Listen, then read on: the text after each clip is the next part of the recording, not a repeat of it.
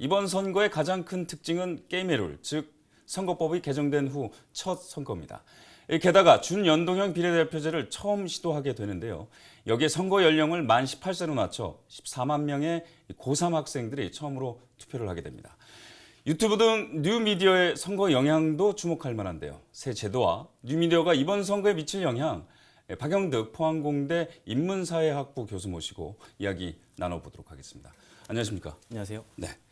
자, 교수님, 우선 이제 바뀐 선거법, 그동안에 저희가 뉴스를 통해서 여러 번 알려드리긴 했는데 이게 계산이 워낙 복잡하다 보니까 다시 한번 좀 얘기를 해봐야 될 것 같습니다. 네. 특히 우선 이제 준연동형 비례대표제에 대해서 이야기를 나눠봐야 될 것 같은데 기본 안보다는 이게 좀 많이 바뀌었어요, 그렇죠? 예, 맞습니다. 이제 기존 안에서는 원래 비례의석을 75석까지 늘리려고 했었죠. 그렇죠. 원래 심상정 의원이 발의했던 안에는 그렇게 돼 있었는데 이후에 정당 간의 협상을 이제 계속해서 거치면서 비례의석은 이제 현재 규모로 그대로 하기로 했고요.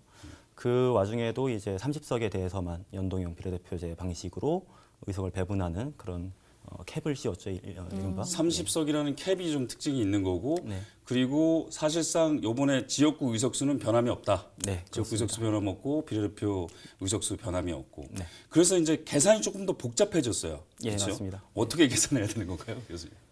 이게 계산이 굉장히 좀 복잡합니다. 일단은 여러 가지 수식이 좀 들어가는데 일단은 기본적인 원칙부터 알려드리면 이게 연동형 비례대표제, 그러니까 우리나라에서 지금 하고 있는 건 아니고, 그러니까 좀 완전한 형태에서는 어떤 원칙을 갖고 있냐면 그 정당이 표를 획득한 비율만큼 의석도 가져간다. 이게 대원칙이에요.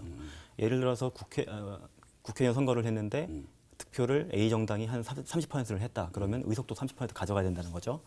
좀 쉽게 얘기를 하기 위해서 만일 어느 나라의 국회의석이 100석이고 지역구는 한 70석 정도 되고 비례대표 30석이다라고 치고 한번 생각을 해보겠습니다. A 정당이 선거를 딱 했는데 정당 투표율이 30석이 나왔어요.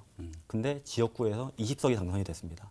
근데 30%를 득표를 했으니까 이 당은 30석을 가져가야 되잖아요. 그러니까 10석이 모자라네요. 이 10석에 해당하는 걸 이제 비례대표에서 붙여주는 거죠. 그렇게 해서 총 이제 30석을 만들어주는 게 연동형 비례대표제의 기본적인 작동 방식이고요. 우리나라에서 하는 건 조금 더 복잡합니다. 이게 캡도 씌워져 있고 그렇기 때문에. 그 의미를 어떻게 봐야 될까요? 그러니까 계산법은 너무 복잡하니까 그것까지 설명하려면 오늘 하루 종일해도 모자랄 것 같으니까 네. 그거는 이제 그 정도로 좀 정리를 하고 기본적으로 준연동형 비례대표제라는 건 지역구는 살리되 대신에 비례 정당 득표율만큼 반반씩 가져가는 그런 개념이라고 그냥 일반 시청자들은 유념하시면 될 것 같고 거기서 이제 30석으로 캡을 씌운다. 네. 대신에 30석 가운데서도 반만 가져간다. 이렇게 생각을 하시면 될 것 같은데 사실은 이게 이제 독일에서 가져온 거잖아요. 예, 맞습니다. 그렇죠? 이게 어떤 의미로 저희가 받아들여야 될까요? 우선 이제 보통 선거제도를 크게 두 가지로 분류를 하면 지금까지 우리나라가 해왔던 소선거구 단순다수제 형태의 선거제도가 있고요. 다른 한쪽에서는 이제 비례대표제 선거제도가 있습니다. 비례대표제도 뭐 여러 가지 형태가 있어요. 정말 엄청나게 많은 변형들이 존재를 하는데 일단 이 두 가지만 놓고 비교를 해보면 소선거구 단순다수제 선거 같은 경우에는 우리가 많이 경험을 해봤기 때문에 쉽죠. 그러니까 지역구에서 선거를 해서 1등한 후보가 당선이 되는 겁니다. 이거 굉장히 이제 유권자들이 이해하기가 쉽고 대결 구도도 되게 명확해지는 그런 장점은 있어요. 근데 문제는 뭐냐면 사표가 너무 많이 발생을 합니다. 사표 문제 때문에 그래서 이제 대안이 제시가 된 거죠. 이론적으로 예를 들어서 어떤 후보가 50.1%를 득표를 했고 다른 후보가 49% 정도 득표를 했다 그러면은 1등만 당선이 되기 때문에 49%의 표는 국회를 만드는데 전혀 기여를 못하니까 버려지는 표가 되는 거죠. 이렇게 되다 보니까는 이게 정치적 경쟁이라고 하는 것이 너무나도 좀 이상한 방식으로 이제 흘러가게 되는 경우도 있고 또 이런 선거 제도 하에서는 새로운 정치 세력들이 성장하기가 굉장히 어렵습니다. 그렇죠.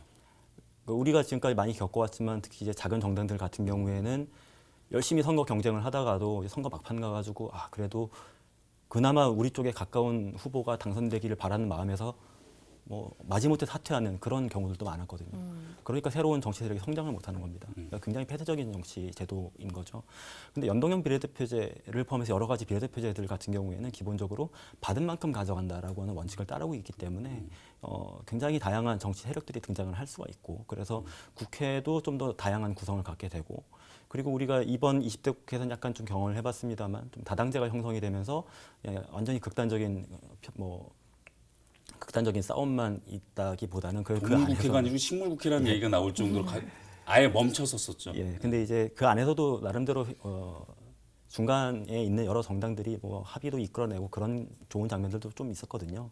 이제 그런 모습들이 이제 국회 내에서 기대될 수가 있기 때문에 많은 정치학자들은 비례대표제가 좀 더 좋은 제도다 그렇게 보고 있습니다. 그 이제 그 교수님께서 말씀하시는 건 새로운 세력들이 많이 다양하게 등장할 수 있을 것 같다라고 말씀을 하셨는데 이번 준연동형 비례대표제는 사실상 어떻게 보면 준준 연동형 비례대표제라고 볼 수가 있거든요. 예. 30석의 캡을 씌워서 네. 이번 선거에는 영향을 어느 정도로 미칠 수 있을 것 같으세요? 일단 뭐 선거 판세라고 하는 게 매번 선거마다 다르고 또 정치적 상황이라고 하는 게 또 지금 우리나라 같은 경우에는 과거 탄핵 국면부터 이어지고 있는 또 일련의 흐름도 있기 때문에 이 제도의 효과가 뭐 그걸 이 정치 상황을 뚫고 나올 정도로 아주 강력하게 좀 어렵다고 봐요. 일단은 기본적으로 원안 자체도 그렇게 강한 개혁은 아니었습니다. 이게 정말 독일식으로 제도를 하려고 했으면은 의석 자체도 많이 키웠어야 되고요. 그러니까 의원 정수도 많이 늘렸어야 되고, 권역별로 해야 되고. 그리고 권역별로 해야 되고, 뭐 지역구와 비례대표제 동시 부부도 할 수 있었어야 되고, 거의 뭐 지역구 반, 비례대표 반 이 정도를 해야지 이제 비례성 효과가 많이 나타나는데. 근데 의석수가 막 변동이 되잖아요. 이렇게 예, 되면. 예, 그렇습니다. 그런 문제가 있긴 하지만 어쨌거나 독일 같은 경우는 그렇게 해서 국민들의 의사를 가장 정확하게 그러니까 가능한 한 최대한 이제 정확하게 반영하는 선거 제도를 갖고 있는데요. 우리나라 선거법 이번에 개정된 것을 보면 사실 많이 그 개혁이라고 부르기에는 조금 민망한 정도로 약간 약합니다. 그래서 사실 이번 선거에서는 그렇게 큰 효과가 있을 거라고 생각되지는 않습니다. 그래도 물론 상대적인 소수 정당들, 좀 덩치가 작은 정당들이 의회에 진입하는 데는 조금 더 우호적인 환경을 만들어 줄 것이라고 생각은 되지만 뭐 근본적인 지형을 바꾸거나 그 정도의 파괴력이 있다고 생각하지는 않습니다. 그 어떤 큰 변화라든가 이런 건 기대하기는 좀 힘들지만 첫 단추를 꼈다는 것에는 의미를 둘 수 있겠다 이런 말씀으로 정리를 하실 수 있겠군요. 네, 그렇습니다. 일단은 우리나라가 이 단순 다수제 선거제도를 굉장히 뭐 오랫동안 해왔고 아마 이 선거제도를 바꾸는 과정에서 뭐 전문가들 사이에서도 그리고 정치 세력 간에서도 많은 이제 논쟁이 있었고 이제 국민들도 이제 이걸 보면서 야 이거 무슨 선거제도가 이렇게 복잡하냐 원래 하던 대로 하면 왜 안 되는 거냐 뭐 그런 말씀도 많이 하셨을 거예요. 그런데 우선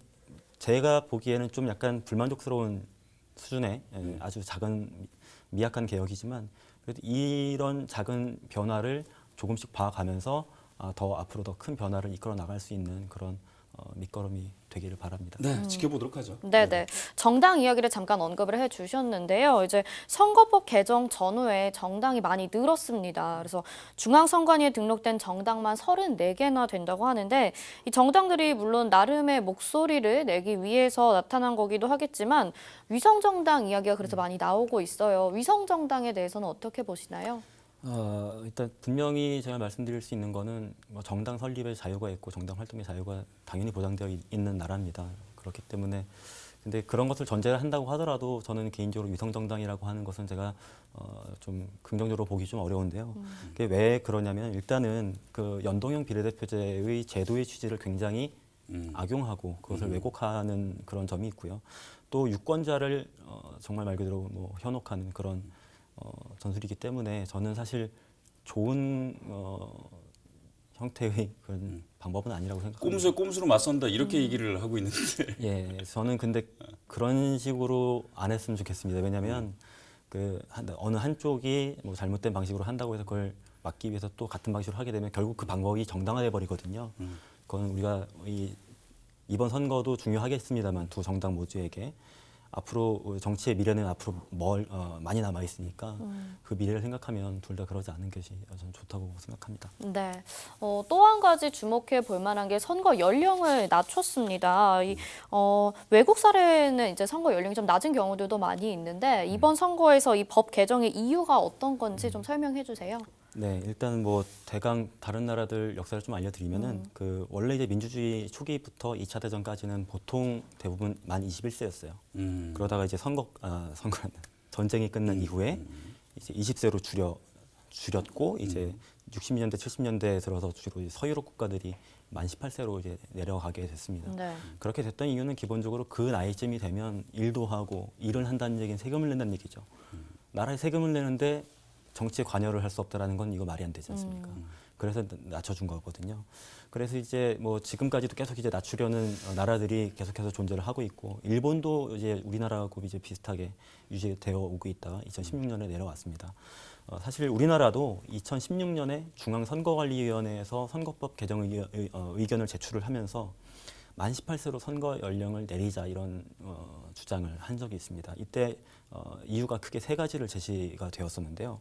첫 번째는 우리 사회의 민주화 수준이 굉장히 높아졌고 뭐 인터넷 보급이라든가 여러 가지 정치 정보의 유통이라는 게 굉장히 이제 활발하기 때문에 지금 같은 상황에서 우리 청소년들이 투표하지 못할 것이 없다라는 의견이 첫 번째였고 두 번째는 이제 미래 세대의 다양한 의견들이 이 국회 안으로 들어가야 된다, 우리 정치 안으로. 근데 이게 좀 더 중요한 얘기인데요. 이게 저출산 고령화 추세가 계속 이제 조금씩 나타나다 보니까 이 유권자 집단에서 나이 많은 사람들의 비중이 너무 큰 거예요. 상대적으로 젊은 사람 비중은 너무 적고. 당연히 정치인들은 자신에게 표를 주는 사람들을 더 신경을 쓰고 그 사람들의 목소리를 듣게 마련이니까 이렇게 선거권을 가진 사람들 중에 젊은 사람이 적다는 얘기는 정치인들이 젊은 사람들의 목소리를 잘 듣지 않을 가능성이 높고 즉 우리 정치가 미래를 바라보기 어렵게 만들 수가 있다. 그런 점에서 또 주장을 했었고요. 세 번째는 우리 많이 얘기 나오는 것처럼 어지간한 나라들이 거의 다 만 18세로 하고 있습니다. 90%, 그러니까 2016년 기준으로는 90%가 넘는 나라들이 만 18세부터 선거권을 주고 있는데 우리나라만 이제 만 19세로 이제 선거권을 줬으니까요. 그래서 정의당은 말이죠. 아예 이제 현 만 25세가 되면은 피선거권을 지금 주고 있잖아요. 만 25세에 주고 있는데 이건 만 18세로 내리자 얘기를 하고 있고 선거권을 16세까지도 떨어뜨리자 이렇게 공약을 만들어갖고 지금 얘기를 하고 있는데 그 부분에 대해서는 어떻게 생각하십니까? 일단 저는 피선거권에 대해서는 만 18세에게도 주는 것이 맞다고 생각합니다. 왜냐하면 내가 선출할 수 있는 사람인데 내가 선출되지 못한다라는 것은 이것은 이게 규정이 맞지 않죠. 일단 공직자를 선출할 수 있는 권한이 있는 사람들은 당연히 공직자가 될 수 있는 권한도 가져야 합니다.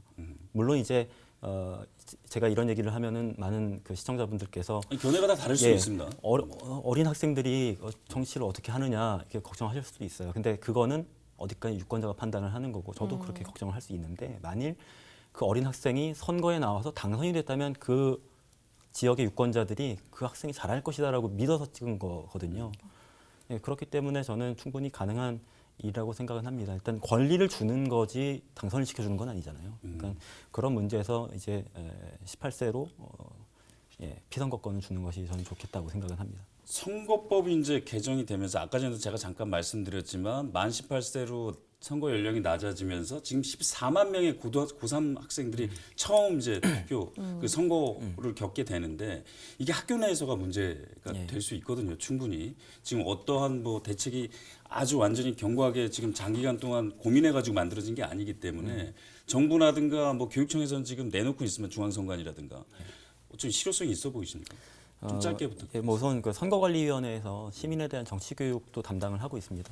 선거연수원이라고 하는 기관을 만들어 놓고 거기서 시민에 대한 정치 교육을 하고 있는데 아마 당연히 그 선관위에서 나서야 할 거고요. 근데 다만 이제 선거권 행사 소양 교육 이렇게 준비가 되고 있다고 하는데 이 내용이 구체적으로 뭐가 될지는 모르겠습니다만 너무 기초적인 내용이 되지 않을까 하는 생각이 좀 들기는 합니다. 사실 근데 이런 선거권 행사 교육 이전에 우리나라 같은 경우에는 굉장히 좀 부족한 것이 시민 교육이 좀 부족합니다. 그러니까 시민으로서 기본적으로 가져야 될 정치 교육, 시민으로서 살아갈 수 있는 그런 민주 시민 교육이 굉장히 부족한데요. 우리가 정치라고 하는 것은 여러 이해관계나 정체성이 다른 사람들이 어쨌거나 같이 모여 살아야 되고 그러다 보면 갈등이 생기고 뭔가 결정을 해야 되는데 이 문제 어떻게 해결할 거냐. 결국에 이걸 다루는 것이 정치거든요. 근데 우리가 그 중고등학교에서 초등학교에서도 심지어 그런 문제에 대한 교육이 잘 되어 있지 않아요. 맞습니다. 이런 선거권 교육도 물론 기본적으로는 해야 되겠지만 앞으로 우리가 시민 교육에 좀 방점을 찍고 많이 투자를 해야 되지 않을까 싶습니다. 네. 이게 이번에 선거법 개정된 거와 관련돼서는 저희가 계속해서 더 얘기를 나누고 싶지만 저희가 이제 정해진 시간이 있기 때문에 여기까지 좀 얘기를 하고요. 그 다음으로 이제 유튜브 얘기를 좀 하도록 하겠습니다. 네네네. 이제 유튜브 시대에 맞으면서 치러지는 선거가 바로 이번이라고 볼 수가 있는데 그래서 유튜브를 활용해서 불법 선거 운동이 발생할 발생할 수도 있다 이런 우려가 나오고 있습니다. 뭐 방송법으로 규정을 할 수 없는 사각지대에 놓여 있다 이런 얘기도 나오고 있는데 그래도 공직선거법 위반에는 좀 처벌을 받을 수가 있긴 한 거죠. 예, 맞습니다. 뭐 유튜브가 무법지대다 뭐 그런 워딩도 이제 언론에서 종종 보이는데요. 사실 무법지대는 아닙니다. 이미 그 2010년쯤에도 유튜브에서 어떤 허위 사실 같은 것으로 처벌받은 전례가 있고요. 기본적으로 유튜브도 뭐 공직선거법상 금지되어 있는 허위 사실 유포라든가 후보자에 대한 비방이라든가 이런 부분에 대해서는 다 규제 대상이 됩니다. 그런데 이제 일반 신문이나 방송하고 다른 점 같은 경우에는 제가 알기로는 그 방송이나 신문에서 선거 중에 이제 어떤 후보자를 노출할 때 좀 균형도 맞춰줘야 되고 기사 배열이라든가 그런 것들도 좀 어느 정도 규제를 받고 있는 것으로 알고 있는데 유튜브 같은 경우에는 그렇지 않죠. 그러니까 기본 방송이 아니고 약간 형태도 많이 다르기 때문에 그런 부분에서는 적용을 받지 않지만 기본적으로 가장 우리가 중요하다고 볼 수 있는 허위 사실이라든가 그런 부분에 대해서는 규제를 받고 있기 때문에 그 부분은 좀 안심을 하셔도 오히려 좋을 것 기존의 레거시 미디어에 대한 규제를 조금 더 풀어야 된다, 형평성을 맞추려면 뭐 이런 얘기도 나오고 있더라고요. 좀 우려가 되는 부분은 그겁니다. 유튜브가 이게 수익이 있잖아요. 뭐 네. 광고 수익도 있고 슈퍼챗이라는 것도 있고 그렇기 때문에 이게 정치 자금의 어떤 뭐 금고 역할을 하는 거 아니냐 이런 얘기가 나오는데 최근에 몇 가지 좀 사례들이 좀 있었죠. 예, 그 실제로 뭐 홍준표 전 그 대표와 그리고 뭐 알릴레오 그 유시민 이사장까지 하시는 그 프로그램 관련해서 좀 이슈가 있었는데요. 이 건에 대한 그 중앙선관위의 입장은 이제 슈퍼챗하고 광고 수익하고 좀 다릅니다.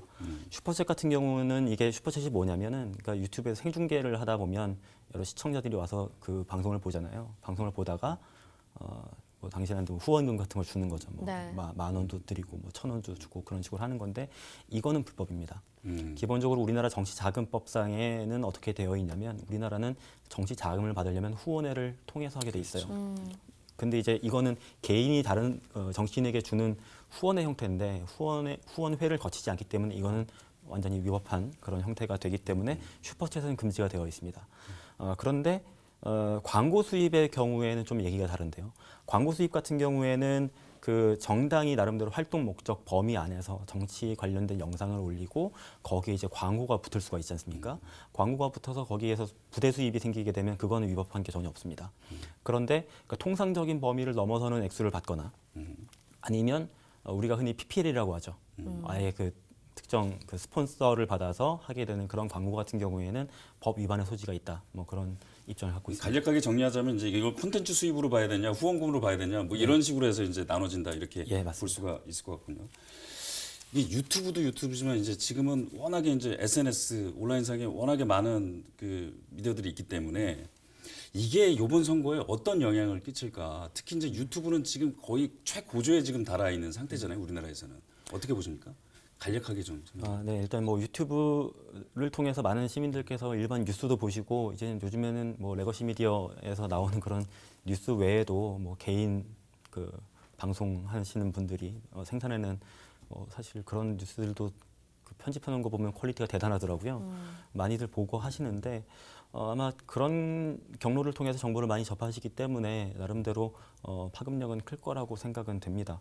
일단은 기본적으로 유튜브하고 유튜브를 통해서 정치인과 시민이 소통하는 그런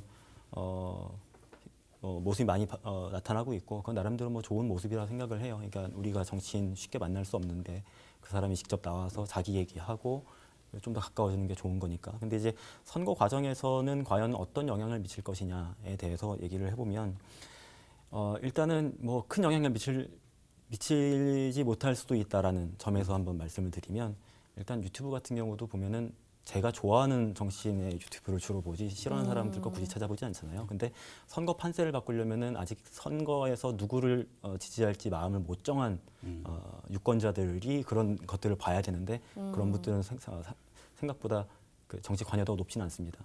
오히려 그런 분들은 그러니까 정치인들 유튜브까지 찾아볼 정도로 관여도가 높으신 분들은 또 아니기 때문에 실제로 파급력은 그리 크지 않을 수는 있어요. 그런데 어느 정도 지지층들을 결집시키는 데는 효과가 있지 않을까 생각이 듭니다. 사이나 부분도 조금 예. 문제점이 될 수 있습니다. 그 제가 이제 우리 박사님 논문을 좀 본 적이 있었는데 유튜브 관련돼서 이게 정치 사이나를 계속해서 더 부추길 수 있다 그런 내용이었었는데 그 일반 시청자분들은 잘 모르실 것 같아요. 그 용어 정리를 좀 한번 해주시고 간략하게 설명 좀 부탁드리겠습니다. 네, 이게 사인화라고 하는 걸 좀 더 쉬운 말로 하면 개인화인 겁니다. 그러니까 사실 정치라고 하는 이 경쟁은 그 안에 여러 내용들이 있죠. 뭐 정책도 있고 이념도 있고 비전들이 있는데 그런 부분들이 너무 중요성이 낮아지고 반대로 이제 개인이 갖고 있는 개인적인 매력들 그런 것들이 너무 강조가 될 수 있다. 뭐 그런 의미에서 하는 얘기입니다. 네, 여러 이야기 들어보고 있는데요. 마지막으로 이번 선거 국민의 입장에서는 어떻게 바라보고 임하는 게 좋을까요? 네, 일단 선거는 유권자가 이 나라의 주인으로서 권리를 행사하는 아주 중요한 현장입니다. 그러니까 여야를 막론하고 현재 정치 무대에서 활동하고 있는 여러 정치 세력들에 대해서 유권자들이 잘 평가하시고 잘 바라보셔서 투표해 주시면 좋겠고요. 그렇게 함으로써 정치인들은 우리 국민들을 두려워하게 될 겁니다. 그리고 투표를 하는 것도 중요하지만 투표를 하는 과정에서 주변 여러 시민들하고 이야기 나눠보고 하는 게 굉장히 중요합니다. 그러니까 지금 우리 광장이 뭐 둘로 쪼개져서 서로 국민들끼리 서로 적대시하는 그런 모습들도 있는데 사실 둘 다 뭐 나라가 잘못되라고 그런 건 아니거든요. 그렇죠. 그러니까 나라가 잘 되는 방향에 대해서 좀 다른 생각을 갖고 있는 것일 뿐이니까 본인과 좀 생각이 다르다고 하더라도 많이 대화 나누시고 서로를 이해하는 그런 선거가 되었으면 좋겠습니다. 서로를 좀 이해하자. 네, 말씀 감사합니다. 자, 지난 20대 국회를 바라보는 시민들의 시선은 결코 곱지 않았습니다. 국회가 바뀌려면 국회 구성원이 바뀌고 제도가 바뀌는 것도 중요하지만 시민 한 사람 한 사람이 적극적인 관심과 함께 표로 심판하는 것이 중요합니다. 티브로드 보도국은 시민과 함께 남은 총선 기간 열심히 발로 뛰며 정확한 선거 정보를 전달하도록 하겠습니다. 자, 지금까지 포항공대 박영득 교수였습니다. 나와주셔서 감사합니다. 감사합니다.